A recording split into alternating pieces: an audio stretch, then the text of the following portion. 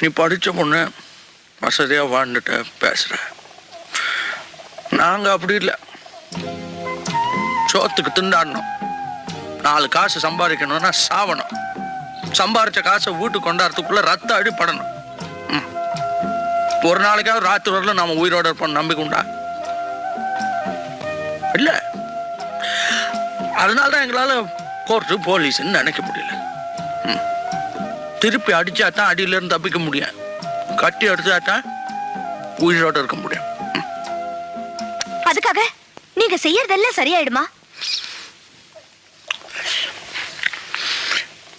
என் மனசுக்கு எது சரின்னு படுதோ அது மட்டும் தான் நான் செய்யறேன். அப்போ என் மனசுக்கு எது சரின்னு படுதோ அதை நான் செய்யலாமா?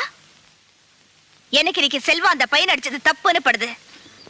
அவரை திரும்பி அடிக்கிறது தான் சரின்னு படுது.